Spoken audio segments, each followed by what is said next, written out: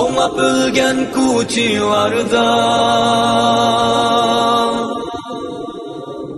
umid uzma aziz xalqim, umid uzma ey ana yurt. Biz atlandık bu kurashga, o'yil tashdek uyushib. Allah berse bu nusratni, bizgilarimiz sap-sap bulup, zalimlarni yig'latgudek, Oğuz kabi küçlük bulup, lapıldaydı asminanda, göz çaqnitib şu günü. Ay yıldızlık gök bayrağım, ey ana makan, ay yıldızlık gök bayrağım. 我叫卡蒂尔雅卡伊莎尔，是热边卡蒂尔的外孙女。这2天，我从网上看到蓬佩奥又开始对我们新疆指手画脚，说我们维吾尔族在新疆被压迫、被迫害，我非常气愤。蓬佩奥，你这真是在胡说八道！我是一名在读研究生，学是药理学专业。我们学校教学条件很好，教学设备、实验器材都很完备，图书馆也有很多我感兴趣的书籍。我们学校也有很多像我这样的维吾尔族大学生在接受良好的高等教育。难道接受良好的高等教育也算是被压迫、被迫害了？平时休息在家，我会和家人一起聚会，尤其过节时候，穿上传统的爱丽丝服饰，会唱维吾尔族歌曲，跳维吾尔族舞蹈。蓬佩奥说我们维吾尔族文化被灭绝，难道这不是睁着眼睛说瞎话？最近我正在准备自己的婚礼，我的未婚夫也是学医的，我们之间有很多共同语言。我们是在学校认识的，是自由恋爱，我们父母也很支持我们的婚姻。蓬佩奥说我们没有自由，那我问问你，什么才是自由呢？我们维吾尔族自由的生活、美好的爱情你都看不到，你到底想看到什么？现在乌鲁木齐变化很大，地铁通了，高铁有了，国际机场直飞国外，已经是一个现代化的大都市了，我们都很开心。蓬佩奥，你的满口谎言不会对我们有任何干扰，我们幸福美好的生活不需要你对我们指手画脚。Assalamu alaikum wa rahmatullahi wa barakatuh. Qarindosh, yaxshimi yaxshi to'ldinglarmi? Programmamizga xush keldingiz. Bugun bir program ishlaydik. Yangi strategiya va irqiy qirg'inchilik deb. Albatta har doimgidek Kuzat Altay efendimni ekranga taklif qilgan bo'ldim. Assalomu alaykum Kuzat Bey, yaxshimi? Arabchadaymi yo va alaykum assalom Uyg'urchadaymi? Va alaykum assalom deb bir xil pronunciationlarni deytaymi? Va alaykum assalom deshim qanday, yaxshimisan? Alhamdulillah, alhamdulillah. Uzoq bo'libdi bir program ishlamagili. Sana aldirash ko'ramiz qilayotgan programmalaringni, xizmatlaringni. Boshlab beraylik.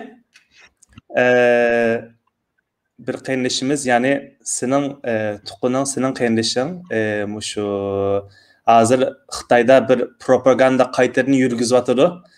Çünkü Amerika tarafından bizning Uyg'ur qirg'inchilikni tunigan bo'ldi, dunyoga e'tirof qilgan bo'ldi. Shuning bilan Xitoy chichangishib, hatto o'zimizning Uyg'ur qarindoshlarimizni, tuqqanlarimizni mushtaq propaganda uchun ishlatib tashviqotni qilyotdi. Herhalde bu qirg'inchilik deb itilishi boş bir ish emas deb ko'rdik.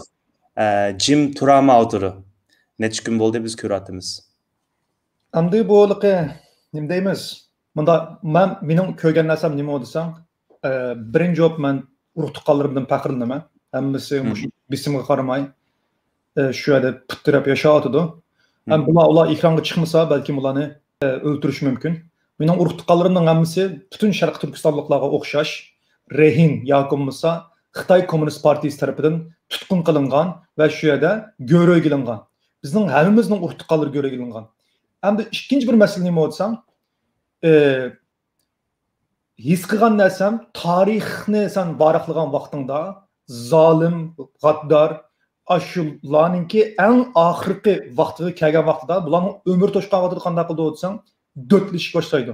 Shunchalik qudratli bir davlat turib, shunchalik davlatning apparatlari bor turib, shunchalik texnologiyalari bor turib, shu qilayotgan xato ishlarini ko'rgan vaqtingda sen intayin xo'shallanarlik bir holga kelasan va ümitlanasan. Chunki Mao Xitoy davlatining, ma dunyoni so'rayman degan zolim Xitoy davlatining o'tkazayotgan xatoliklari haqiqatan insonga xo'shallik bag'ishlaydi. Chunki bir yarim milliard insonninki taqdiri bir Xi Jinpingga o'xshash zamonaviy bir Firavnning qo'liga tushganligi uchun hozir xatolikdan o'tkazyapti. Bu xatolik nima?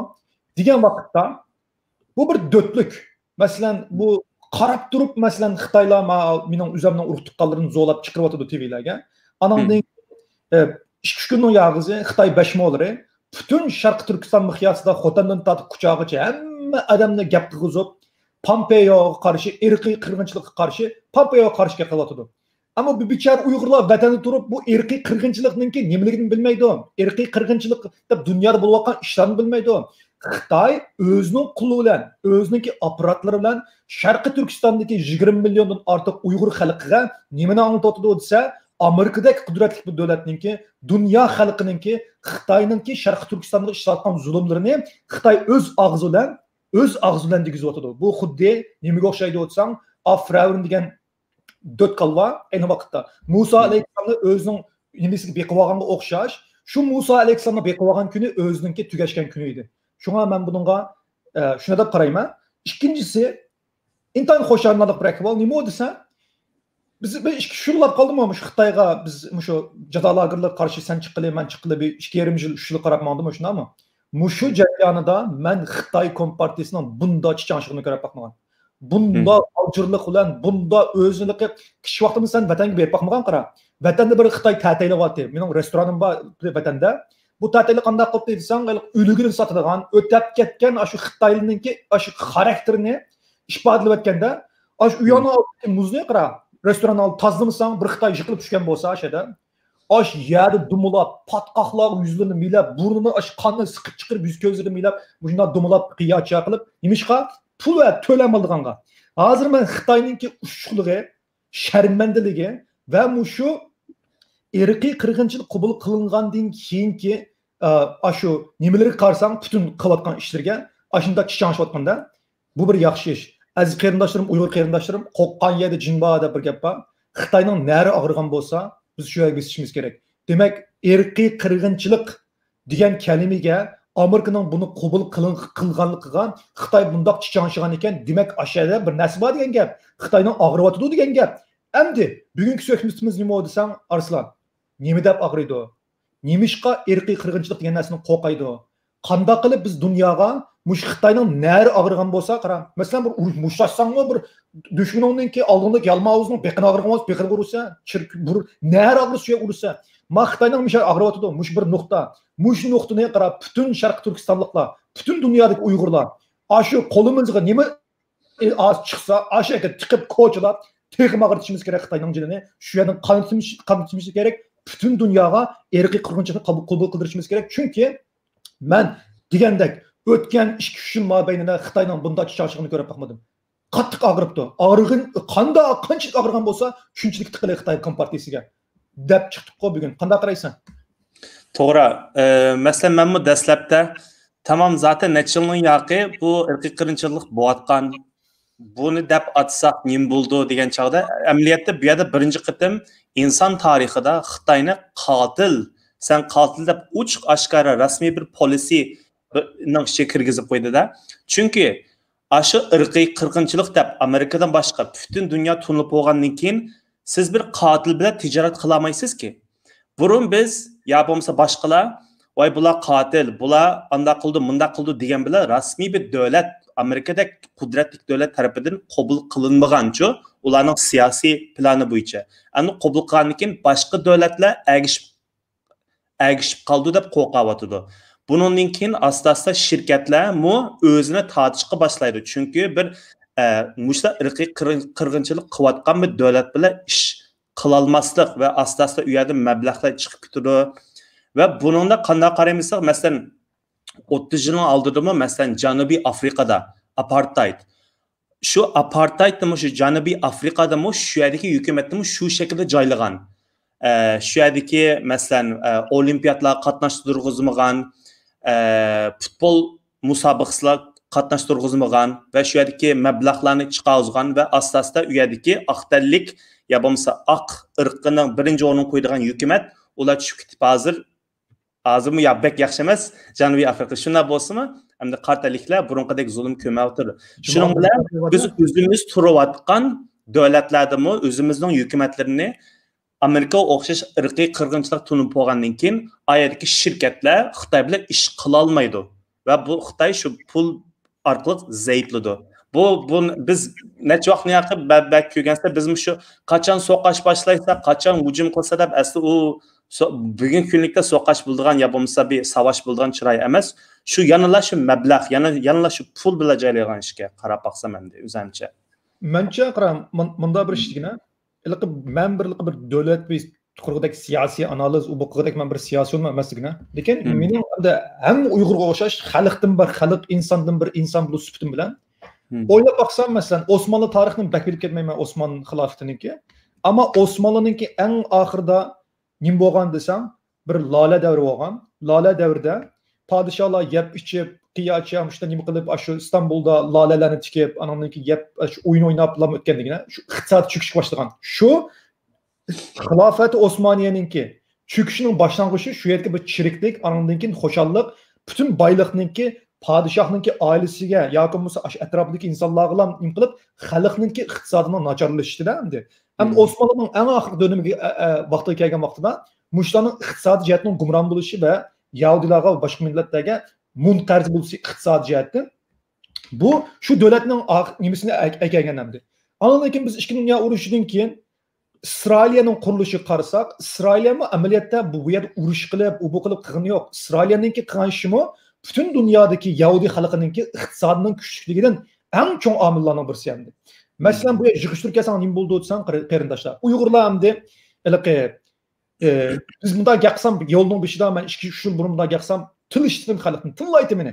Ya bunda iqtisod Xitoy kompartiyasininki Uyg'urlarga qirg'inchilik qilish quroli.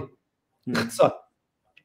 Xitoy iqtisoddan foydalanib Uyg'urlarga bosqinchilik qildi, Uyg'urlarni o'ldirdi. Xitoy iqtisoddan foydalanib o'zining hokimiyatini qo'g'dab turdi va cho'ngaytirdi, kengaytirdi. Xitoy iqtisoddan foydalanib dunyoga kengaytirchilik qildi. Ishning yildizi iqtisod. Sen o daraxtni berib shexini kesiversan, o'siverdi. Yildizini qo'mirib tashlash kerak.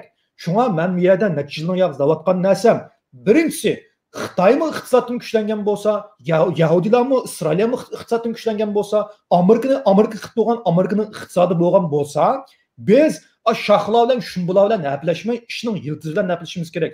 Uyg'urlar iqtisod va ixtisos yetishtirish kerak dedim men. Iqtisod degan pul, mol dunyo.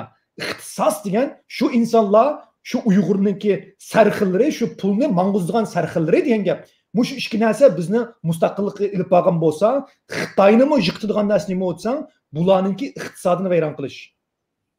Xitoy burunga o'xshash hozir masalan Qirg'izistonninki o'zining davlati bor. Bayrog'ida Qirg'izistonning bayrog'i osmonni lapildab turdi. Qozog'istonga borsan, Qozog'istonning bayrog'i lapildab turdi. Xalqimiz shuni bilish kerak, aziz qarindoshlarim.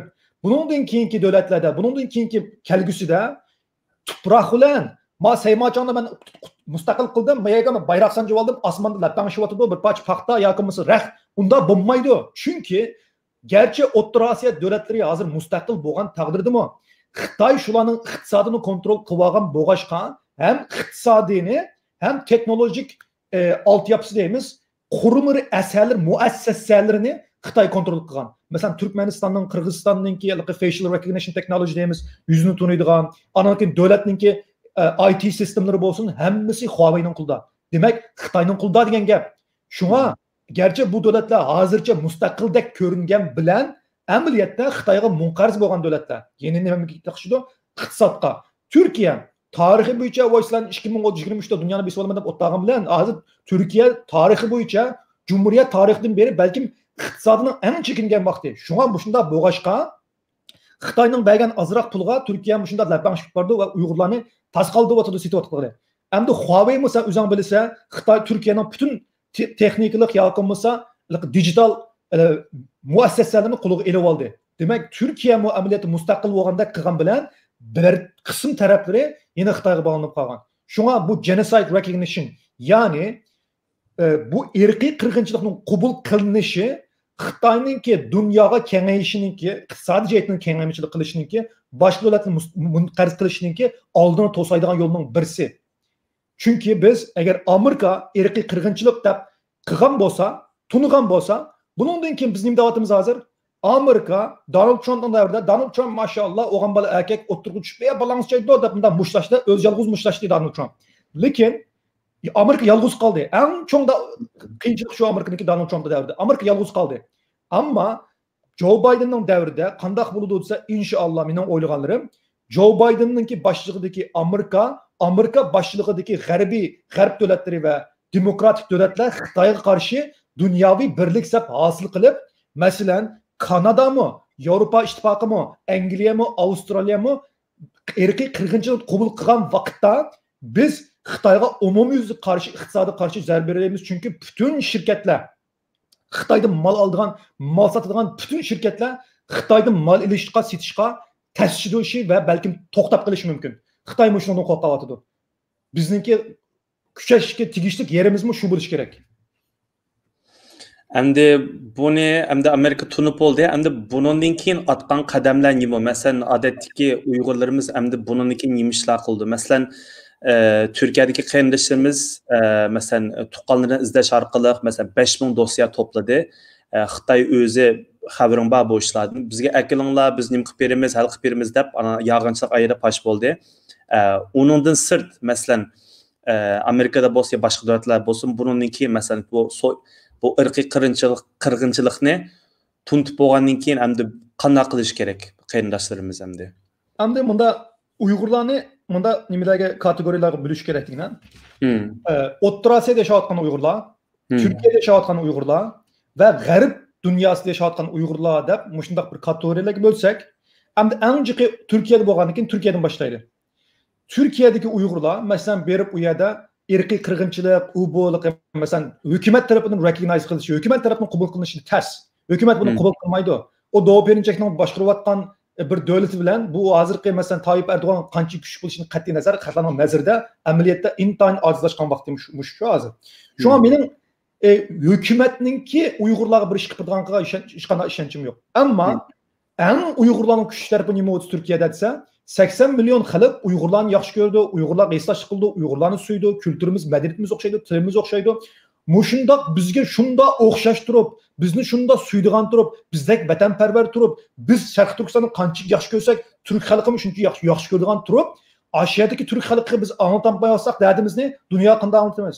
Hozir men Turkiyada Uyg'ur bo'lgan bo'lsam, birinchi meniki eng chong nishonim 80 milyon xalqqa men qanday anlataman? Bir ortiq bo'lsa, bir ortiq, ikki ortiq bo'lsa, ikki ortiq, qo'shnam, mahallam, shahrim, ash yezlar, ko'ylar, jamilar hammaga bütün Uyg'urlar Türkiye xalqiga anlatgan vaqtida Türkiye xalqi ma Yanardağda toplanıp Uyg'urlarga atugin bir hukumatga bisim qildigan, saylamlarga ta'sir ko'rsatadigan, o'zining partiyalariga gap qildigan munda bir ahvol shakllanadi.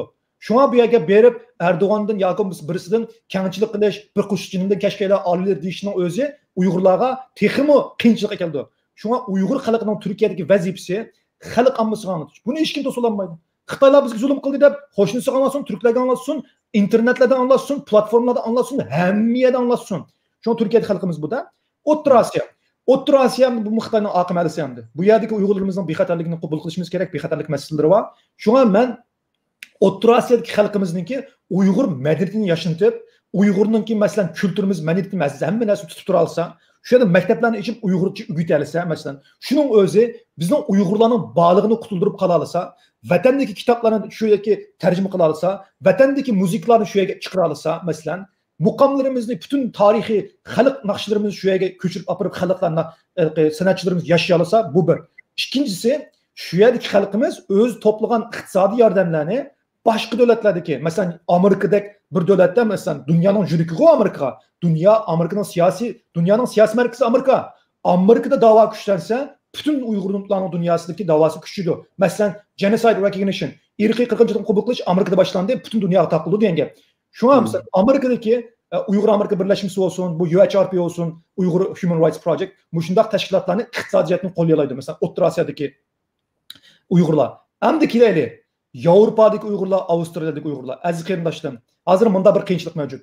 Məsələn, hazır Amerikada, məsələn, tünügün mü, ülüşkün Marco Rubio qaytıdın tunuşdu qoydu ki, Uyghur Forced Labor Prevention Act. Uyghurlarning məcburi əmgəksiliş, yani Uyghurlarni qulluq qilib işletishga qarshi qonun loyihasi endi bu. Bu qonun loyihasi qaytadan kirdi. Amerika tijoratchilarininki, Amerika shirkatlarininki ansiraydigan yeri nima bo'lsa, masalan, ansiraydigan yeri ma'u. Agar bu qonun loyihasi o'ssa Amerikada, nima bo'ladi? Amerikadagi cho'ng shirkatlar Xitoydan mal oladigan vaqtida qattiq diqqat qilishi, tekshirishi va Xitoydan mal olmaslik kerak. Bunda ahvol shakllangan vaqtida Amerika supply chain deymiz. Amerika tijoratlarininki mushu logistik dastaklari yoki malninki bahosi yuqorilaydi. Masalan, agar Amerika mushu Uyghur Forced Labor Prevention Act, ya'ni yeni qonunni o'tkazib Xitoydan mal olmaslikka qaror bergan vaqtda Amerikadagi iqtisodlarninki, Amerikadagi shirkatlarninki maliyat tanarxi yuqorilab ketsa, masalan, u vaqtda qanday bo'ldi?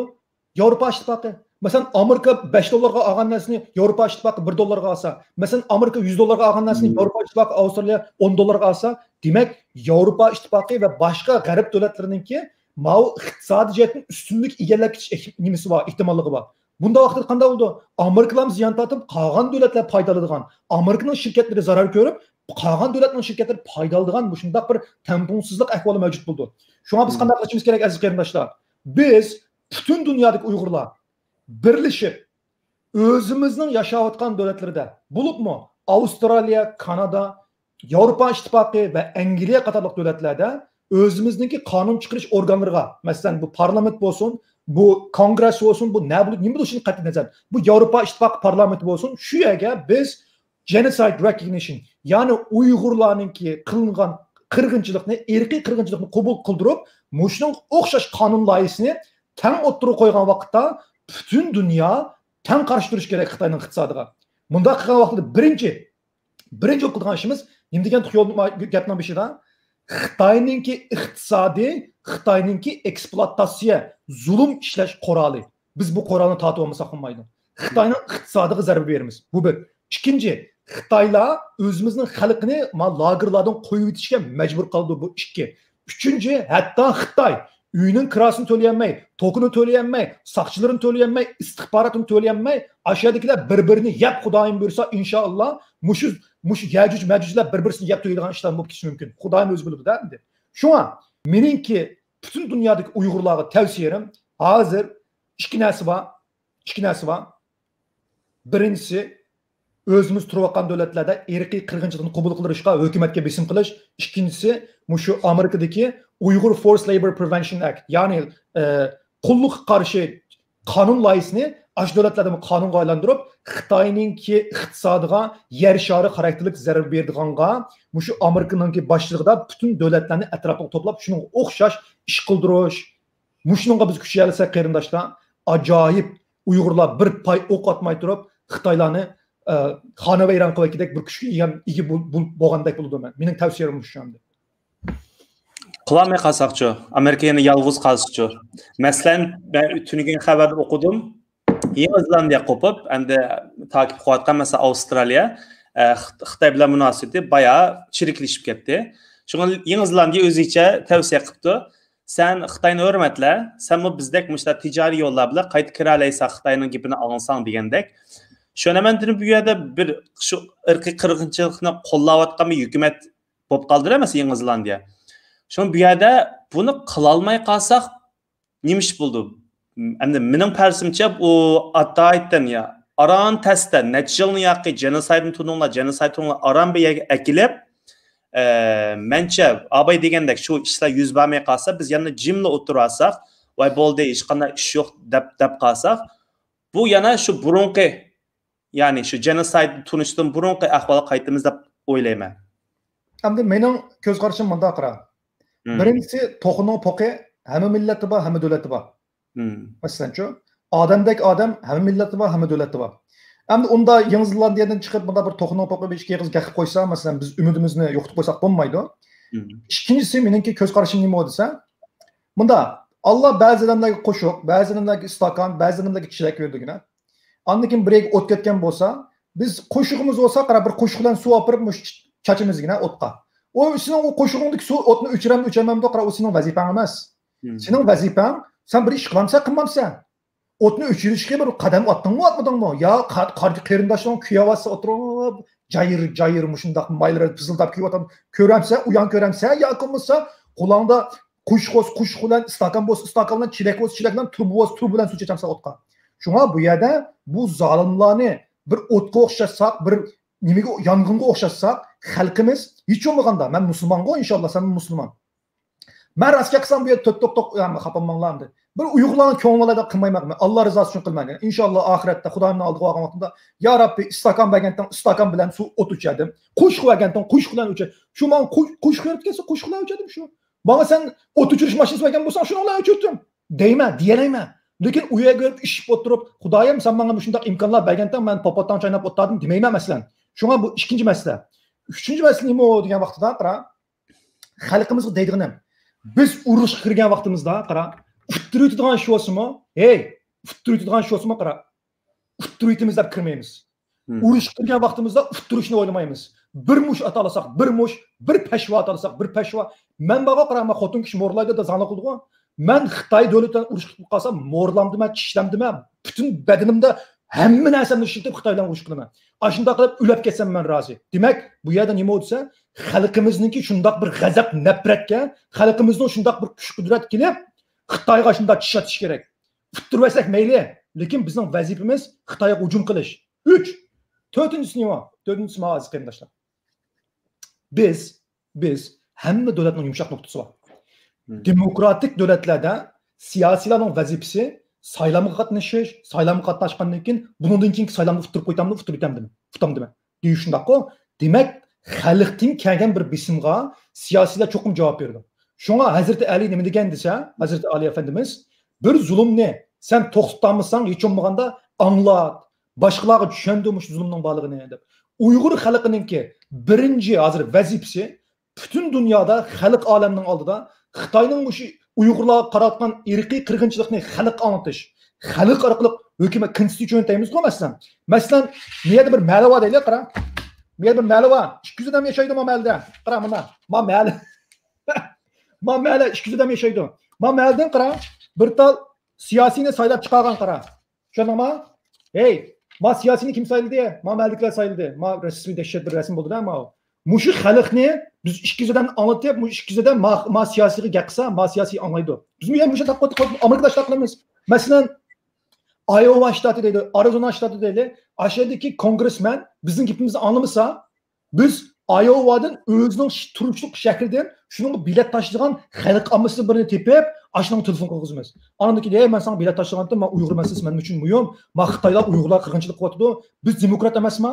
Biz inson emasmi? Bizning amerikalik nimamiz nada qoldi? Bizning demokratiya, o'zgurlik, erkinlik degan narsa nada qoldi deb bunda xat yozgandan keyin, "Avoy, mening xalqim, meni saylagan xalqim bunda davlatida, men berib, men Uyg'ur qonun loyihasiga imzo atay" deydi. Shunga bizning qilishlik chiqishimiz aziz qarindoshlar, mayli bu Turkiyada bo'lsin, mayli Yevropa bo'lsin, xalqqa anlatib, xalqning kelgan bir g'aliyan bilan davlatga ta'sir qila olishimiz kerak.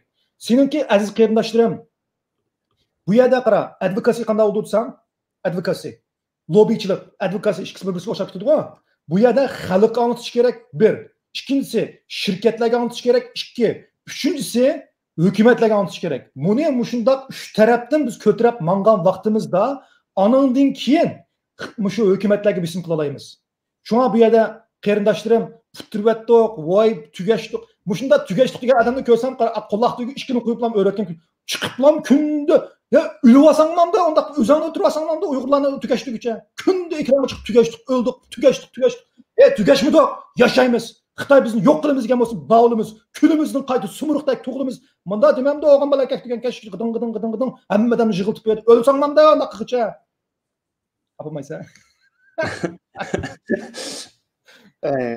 Şu yani ki elbette roy tushkunlik bo'ldi-da, lekin yani biz tishida yani to'xtama harakat qilish kerak. Yani davatgan to'g'ri, yani. Biz qara. Lekin madoram xalq saylamadi-ku Baydenni. Come on, man. Come on, bro. Çaq qo'ydim, chaq qo'ydim. Mında. Açın özümü conspiracy theory deyimiz var mı? Türkiye'deki yaşlar başındaki gene Türkiye'deki yaşlar qanday kutulsa ama Kurt Lavasını körüyüverip Amerika'daki qarangıda üç günün qinini içip oturup Şam'ın yorguda qanday qilib dunyoni vayron qilamiz. Come on, man. Xeyr. Şuna bir gap qo'yda adaş. Mında aziz Uyg'ur qarindoshlarım. Sening vazifang g'alaba qozonish emas. Sening vazifang jangda yengish emas. Mında Zafer senden zafer Allah'tan biz Müslüman bo'lgan ekanmiz. O'qni otimiz qaramında kelib Xitoy kompartiyasiga bismillah deb etish bizning yo'limiz, bizning ishimiz. O'q tegamdi, tegamdi, qarindishim bu sening ishing emas. Allohning ishiga aralashib olmanda.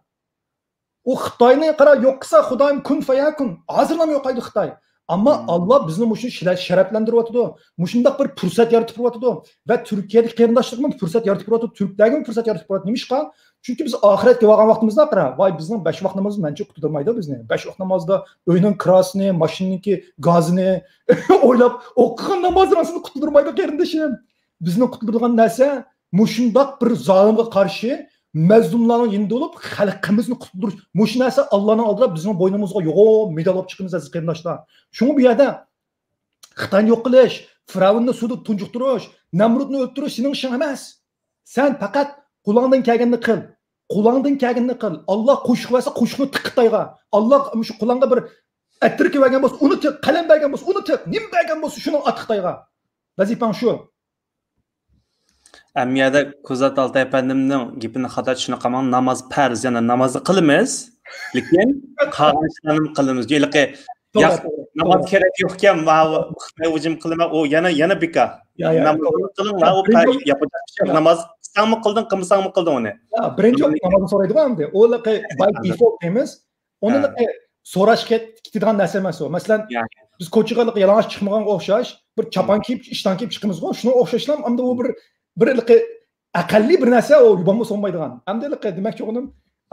Ya nurg'un men tushundim, lekin haqlar shu namoz qilmayman deb bahona topadiganlarga da'vat etaman-ku.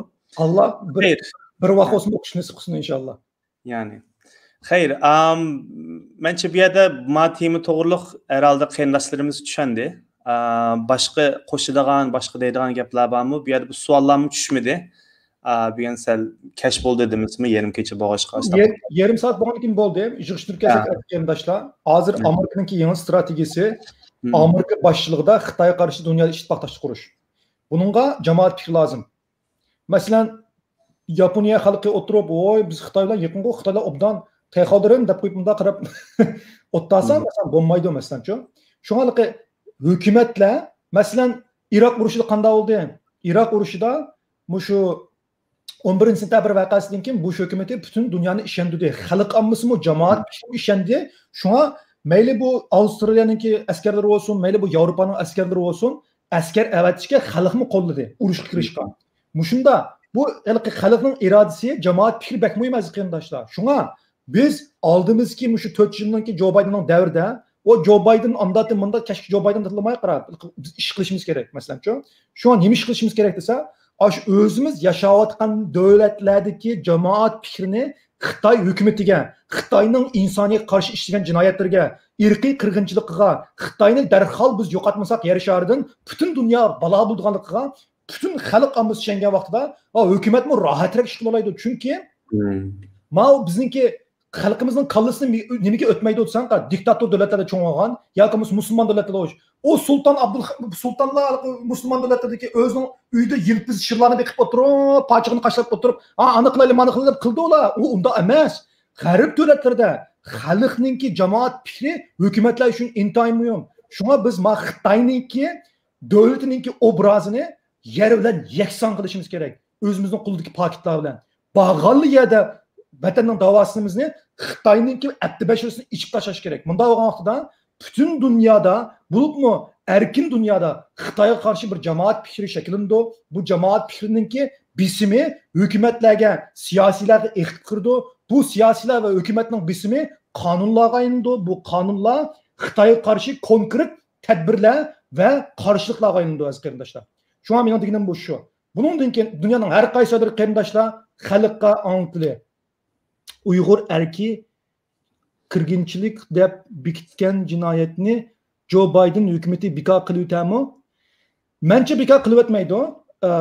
O ayol degan gapni Blinken Tony Blinken bilmaydi ekan. O ayolmi bir xil uqmadim hamda bu Amerikadagi davlatlardan bir diktatorlik tuzum bo'lmagandan keyin ba'zi vaqtlarda insonlarning ba'zi erkinliklari bo'ladi. Lekin bizga kelgan uchurlarga qaraganda bu bir kechada shaq qilib o'chirib no deb aytish qilgan shu.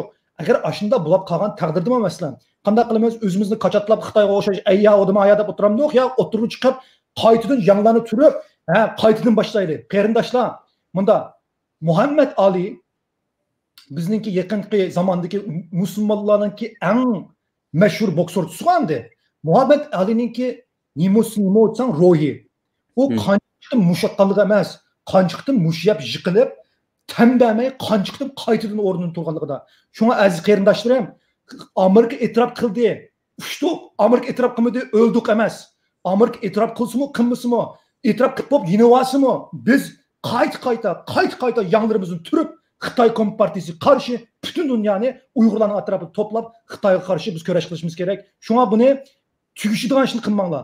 Tugishadigan odamlar voy men ulvog'im kelib ketdi. Voy ayyo odam ayada kunda chiqma Uyg'urlarning chiqqan bir qancha hozir sarang chiqib o'tdi.